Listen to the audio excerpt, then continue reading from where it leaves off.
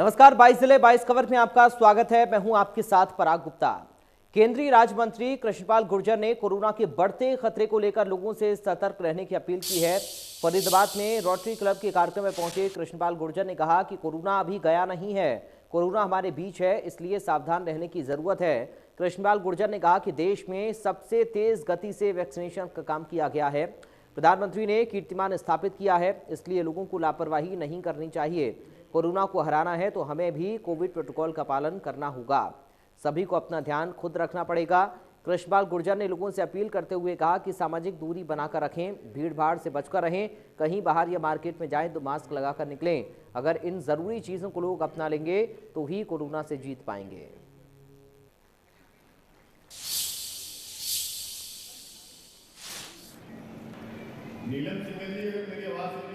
शुरू से आदरणीय प्रधानमंत्री जी ने कहा है कोरोना गया नहीं, कोरोना हमारे बीच में।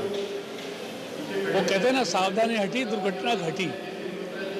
इसलिए दुनिया में सबसे तेज गति के साथ सबसे ज़्यादा वैक्सीनेशन आदरणीय मोदी जी के मार्गदर्शन में इस देश में कीर्तिमान स्थापित किया है, एक इतिहास बनाया है। लेकिन उसका मतलब ये नहीं है कि हम कोविड प्रोटोकॉल को भूल जाएं। अगर कोरोना को हराना है तो हमको अभी भी कोविड प्रोटोकॉल का ध्यान रखना होगा। सामाजिक दूरी बना के रखनी पड़ेगी, भीड़ भाड़ से बचना पड़ेगा, मास्क लगा के रखना पड़ेगा, हाथों को बार बार सैनिटाइज करना पड़ेगा और वैक्सीनेशन कराना पड़ेगा। तो ये सारे प्रोटोकॉल हमको अपनाने होंगे। इसी से कोरोना पर हमारी जीत। उधर डीएपी खाद की किल्लत को लेकर हांसी लघु सचिवालय पर 4 दिन से चल रहे आमरण अनशन और धरने को एसडीएम से मिले आश्वासन के बाद खत्म कर दिया गया है।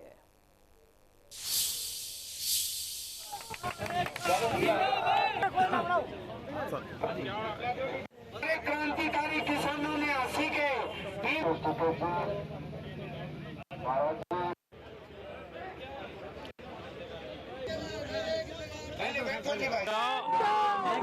यहाँ भूख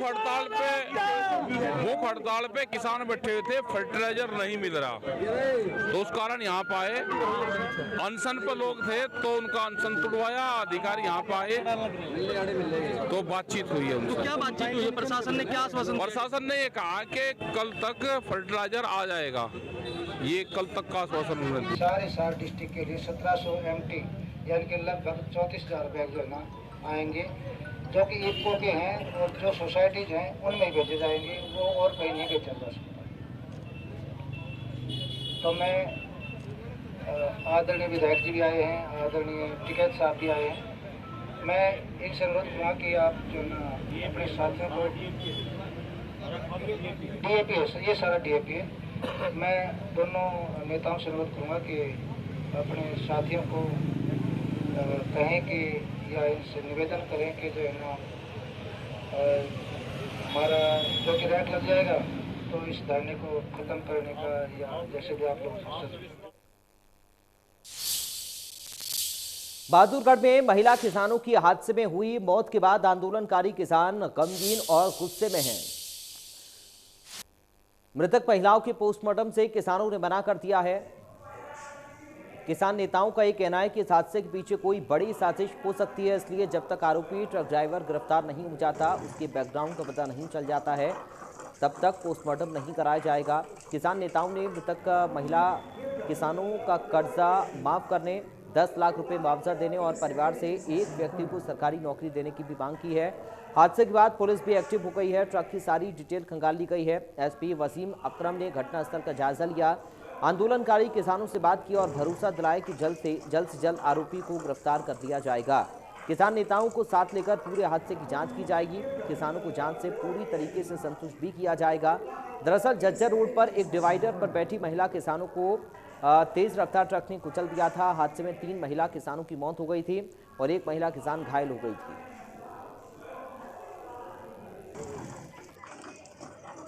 ये पॉइंट है ना, एक पॉइंट पर बैठे थे उन्हीं से उल्टी साइड खड़ी थी। एक पॉइंट है हर रोज उस पॉइंट तो मतलब 3 व्हीलर लेकर रेलवे स्टेशन पर आते जाते। हाँ जी, ਅਸੀਂ ਸਾਨੂੰ 10 ਦਿਨ ਆਏ ਹੋ ਗਏ ਆਇਆਂ ਨੂੰ। 10 ਦਿਨਾਂ ਦੀ ਅਸੀਂ ਬਾਰੀ ਲਾ ਕੇ ਘਰ ਨੂੰ ਜਾਂਦੇ ਸੀਗੇ। ਉੱਥੋਂ ਅਸੀਂ ਘਰੋਂ ਆਪਦੇ ਰੂਮ 'ਚ ਅਸੀਂ ਉੱਠ ਕੇ ਪ੍ਰਸਾਦਾ ਪਾਣੀ ਲੈ ਕੇ ਅਸੀਂ ਆ ਗਏ ਜੀ। ਆ ਕੇ ਉੱਥੇ ਅਸੀਂ ਆਟੋ ਲੈਣੀ ਸੀ ਜੀ। 28 ਗੱਡੀ ਨੂੰ ਚੜ੍ਹਨਾ ਸੀਗਾ। ਉੱਥੇ ਸਾਨੂੰ ਜੀ ਅਸੀਂ ਬਹਿ ਗਏ, ਆਟੋ ਆਈ ਨਾ, ਉਹ ਤਾਂ ਇੱਧਰਲੇ ਪਾਸੋਂ ਆਇਆ ਦੀ। ਅਸੀਂ 2 ਜਾਣੀਆਂ ਇੱਥੇ ਬਹਿ ਗਈਆਂ, 4 साढ़े 5 ਜਾਣੀਆਂ ਇੱਥੇ ਬੈਠੀਆਂ ਨੇ। ਸਿੱਧੇ ਨੇ ਆ ਕੇ बस जी साढ़े ਉੱਥੇ ला दे। इस रोड में जो मेन बाईपास है, बाईपास के ऊपर फ्लाईओवर है। इस फ्लाईओवर के सामने ही सुबह 5:30 बजे के करीब कुछ जो महिला प्रदर्शनकारी हैं, किसान महिला प्रदर्शनकारी, ये मानसा ज़िले के जो निवासी हैं, करीब 7 महिलाएं अपने घर जाने के लिए सुबह निकली थी और वो यहाँ से किसी ऑटो को इंतज़ाम में थी। ऑटो का इंतज़ार करके रेलवे स्टेशन इनको जाना था, जो कि 7:45 बजे की ट्रेन जाती है। उस ट्रेन से मानसा जाने के लिए ये अपने तंबुओं से निकले थे। यहाँ इसी फ्लाईओवर के नीचे जो डिवाइडर है, उस डिवाइडर के पास बैठ के ये ऑटो का इंतज़ार कर रहे थे। तो ये एक ट्रक जो कि झज्जर की तरफ से, जिसमें कि कंस्ट्रक्शन का मटेरियल भरा हुआ है, डस्ट, वो आया और वो अनियंत्रित था और उसने उसको टक्कर मार दी और डिवाइडर के ऊपर वो चढ़ गया और टक्कर मारी है। तो इन जो 7 महिलाओं में से इसमें 3 महिलाओं को बहुत ज़्यादा चोट आई। 2 महिलाओं की मौके पर ही मृत्यु हो चुकी थी और एक महिला को यहाँ सिविल हॉस्पिटल लाते समय उनकी मृत्यु हो गई। मगर पोस्टमार्टम की प्रक्रिया जो है हमारी तरफ से, पुलिस की तरफ से कागजात तैयार किए जा रहे हैं और जो किसान भाई हैं, उनके जो नेता हैं, उनसे हम बात कर रहे हैं ताकि इस मामले को जैसे ही ड्राइवर भी गिरफ्तार होगा तो अकॉर्डिंगली उनको इन्फॉर्म भी किया गया अभी तक की घटनाक्रम के बारे में और आगे जो है उनके उससे साथ में बात करके ही हम लोग आगे। सरकार तो गरीब व्यक्तियों को सरकारी योजनाओं से जोड़कर उनका जीवन स्तर सुधारने की कोशिश कर रही है, वहीं प्रशासन और विभाग के कुछ अधिकारी सरकार की छवि धूमिल करने पर लगे हुए हैं। अधिकारी इतने लापरवाह हैं कि उनको सरकार की कार्रवाई से भी डर नहीं लग रहा। कैथल में बार बार विधायक के कहने पर भी खराब गेहूं की सप्लाई नहीं बदली गई। पुंडरी इलाके के 8 सरकारी राशन डिपो पर अब भी सड़ा गला गेहूं पड़ा हुआ है, जिसे अधिकारी अनदेखी कर गरीबों को बांटने में जुटे हैं, जिसको लेकर ग्रामीणों में भारी रोष है। उन्होंने डीसी कैथल मुर्दाबाद के नारे भी लगाए हैं। सारे काम करूंगा और सारे विधायक लेकर करूंगा कल्याण।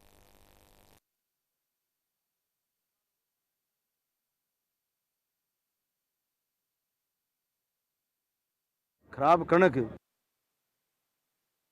आप लोग पत्रकार हो, छायाकार हो, मैंने आपको उदाहरण के तौर पे दिया है कि जो इतनी खराब कणक जिसको जानवर भी नहीं खाते, इंसान के लिए डिपो में भेज रहे हैं और डीसी साहब पर लिखित देने के बावजूद भी उन अधिकारियों पर कोई कार्रवाई नहीं हो रही, तो इसका क्या अंदाजा आप लोग लगाओ। मेरे को 1-2 डिपार्टमेंट में पुंडरी के अंदर दिक्कत थी और आप जैसे छायाकार और पत्रकार साथी ने पूछ लिया था और मैंने बेबाकी से कह दिया था पुंडरी में ठीक है, लेकिन कहीं ना कहीं जिला स्तर पर कुछ ना कुछ गड़बड़ है, उनको ठीक करने का काम करें। सारे काम करूँगा और सारे विधायक ने लेकर करूँगा, कल्ला नहीं करता, मंत्री ने भी लेवांगे।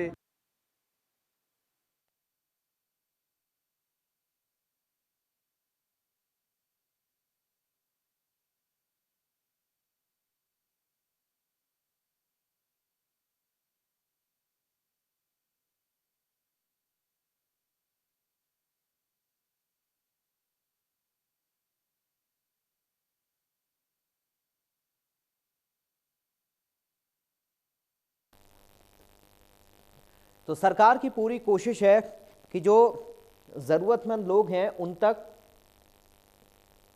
राशन उपलब्ध हो, लेकिन अधिकारियों की लापरवाही की वजह से इस तरह के मामले सामने आ रहे हैं।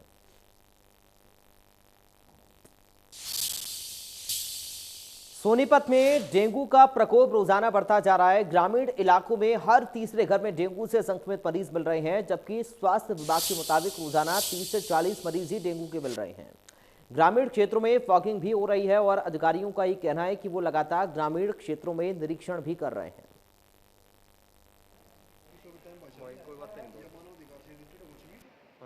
हमारे जो वर्कर हैं 174 की टीम है जो कि डेली बीट प्रोग्राम के अनुसार घरों में जाके विजिट करती है और जहाँ भी साफ़ पानी खड़ा मिलता है उसको वो डेल देते हैं। जहाँ पर अगर कूलर वगैरह का पानी है वहाँ चेक किया जाता है कहीं लार्वा तो नहीं है और लोगों को इसके बारे में जागरूक किया जाता है। और इसमें जो है बुखार की और स्किन बीमारी बहुत चल रही है। अब डेंगू का, चिकुनिया का, ये बहुत ज़्यादा चल रहा है। ऐसा जी गांव में ये लगा के चलो तकरीबन 10 से 15 दिन हो चुके हैं, गांव में कोई भी ऐसा मकान या घर नहीं है जिसके अंदर 2 से या 3 बंदा बीमार ना हो। डेंगू, मलेरिया, वायरल और चिकनगुनिया की इतनी ज़्यादा शिकायत है कि बंदे इतने ज़्यादा परेशान है कि घर से भी नहीं निकल सकते। सांदर कला का जो सब सेंटर है उसके बाहर जो हमने पीछे सफाई करवाई थी, पूरी अंदर भी करवाई थी, उसके बाहर गांव के लोग कूड़ा डालते हैं, बार बार कह रही सरपंच को भी कह रही कूड़ा मत डालो, गंदगी फैल रही है उसमें, लेकिन कोई नहीं मान रहा हमारी। रोजाना वालों के साथ हमारी कहा सुनी होती है। और हमारे सब सेंटर के सारे दरवाजे गल गए हैं, जिसमें पीछे हमारा कैंपर भी उठा लिया, वो गल गए हैं और गवर्नमेंट से रिपेयर का बजट नहीं आ रहा हमारे पास। जो सोनीपत के बहुत ही नज़दीक है और यहाँ पे चिकनगुनिया, डेंगू और बुखार के बहुत ज़्यादा मरीज हैं। यहाँ पे कोई छिड़काव नहीं किया गया है और नाले वगैरह साफ हो जाते हैं, उनकी कूड़ा करकट भी कई दिन तक पड़ा रहता है, कई दिन के बाद उठाया जाता है। सर हमें ना हमारी डिपार्टमेंट की ओर से हमें इंस्ट्रक्शन मिली हुई है, हम 15 से 20 घरों को कवर करते हैं और जहाँ भी मलेरिया डेंगू का पेशेंट होता है वहाँ के आउटर एरिए को कवर करके उनको शिक्षा देते हैं कि भी आप पानी इकट्ठा ना होने दें और इस तरह की एक्टिविटीज हमारी। यमुनानगर के पुलिस अधीक्षक नशा हटाने की मुहिम चला रहे हैं। Chamber of commerce and industry द्वारा आयोजित समारोह में उन्होंने कई उद्योगों से जुड़े उद्योगपतियों से नशा मुक्ति मुहिम में सहयोग की अपील की। पुलिस अधीक्षक ने कहा कि इस समय कई सामाजिक संस्थाओं की तरफ से 80 मरीजों की पहचान की गई है जो कि नशा करते हैं और नशा छोड़ना चाहते हैं। उनमें सिर्फ 63 मरीजों का इलाज भी शुरू कर दिया गया है। पुलिस अधीक्षक ने उद्योगपतियों से कहा कि उनके आसपास और उद्योगों में कहीं भी इस तरह के व्यक्ति जो नशा करते हैं उनके बारे में पुलिस प्रशासन को सूचित करें ताकि उनका इलाज करके उन्हें मुख्य धारा में शामिल किया जाए।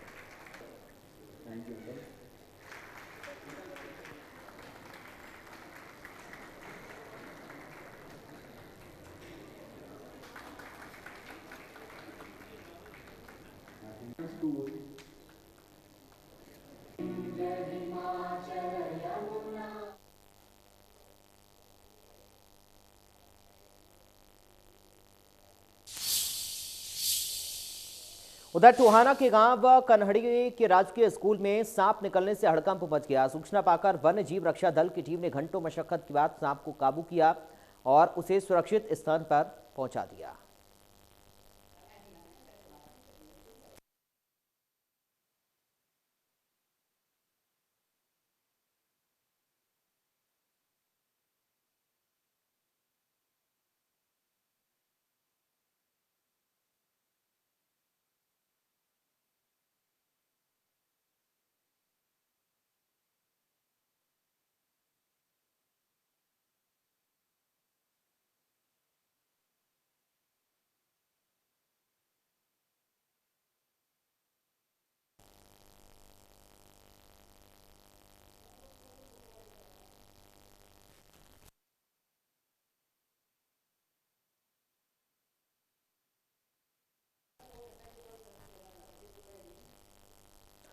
बहुचर्चित रेवाड़ी गैंगरेप मामले में 3 साल बाद नारनौल की crime against women special court ने 3 युवकों को दोषी करार दिया है। 5 आरोपियों को बरी कर दिया गया। न्यायाधीश मोना सिंह की अदालत तीनों को शुक्रवार को सजा सुनाएगी। 12 सितंबर 2018 को रेवाड़ी के कोसली क्षेत्र की रहने वाली 12वीं कक्षा की सीबीएसई टॉपर छात्रा के साथ गैंगरेप की घटना को अंजाम दिया गया था।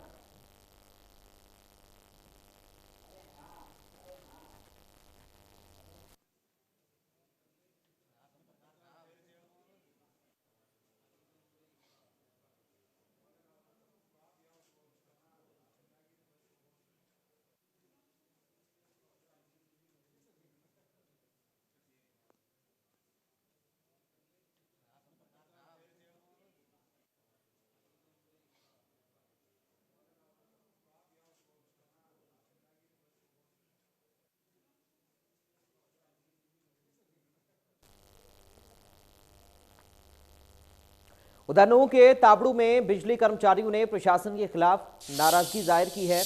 गांव बेरी में 5 दिन पहले बिजली चोरी पकड़ने गई टीम के जेई और कर्मचारियों के साथ मारपीट हुई थी। मामले में आरोपियों की गिरफ्तारी नहीं होने से नाराज बिजली कर्मियों ने सदर थाने पहुंचकर प्रशासन के खिलाफ नारेबाजी की।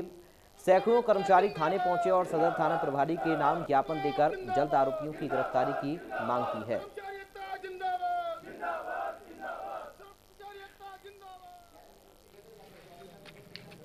कुछ दिन पहले हमारे कर्मचारी एक टीम बनाकर चोरी पकड़ने गए। कई गांवों का दौरा उस दिन किया था, लेकिन बेरी गांव में जब टीम पहुंची तो उनको वहां पे बंधक बनाया, उनके साथ मारपीट की। एक कर्मचारी का मौके पर हाथ टूटा और कई कर्मचारी को चोट आई। अभी SHO साहब भी यहाँ प्रेजेंट नहीं है, उनके से मीटिंग में है और हम आरोपियों को जल्दी से जल्दी गिरफ्तार करेंगे और इसके बारे में हमारी जो आरोपियों की तरफ। उधर करनाल के निजी अस्पताल में इलाज के लिए भर्ती डेंगू पीड़ित युवक की मौत हो गई। युवक के परिजनों ने इलाज में लापरवाही बरतने के आरोप लगाते हुए जमकर हंगामा काटा।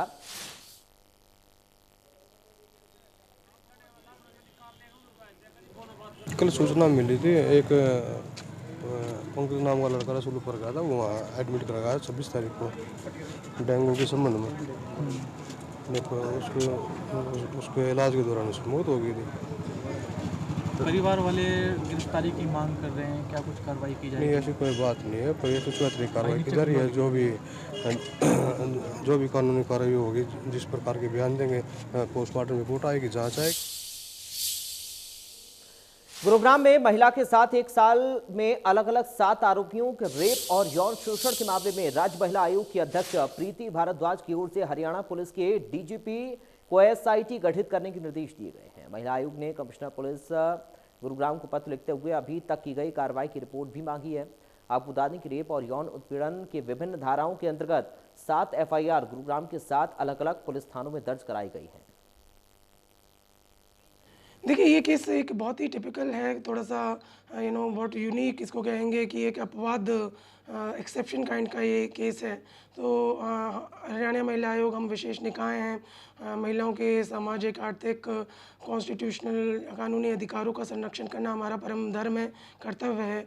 लेकिन जहाँ पर आप ह्यूमन बीइंग की बात करते हैं, इर्रेस्पेक्टिव उनका कोई लिंग भेद के अलावा पुरुष, महिला या थर्ड जेंडर हो, तो उनके भी इक्वल अधिकार हैं। यदि उनका किसी प्रकार से हनन होता है और महिला द्वारा, तो ये भी।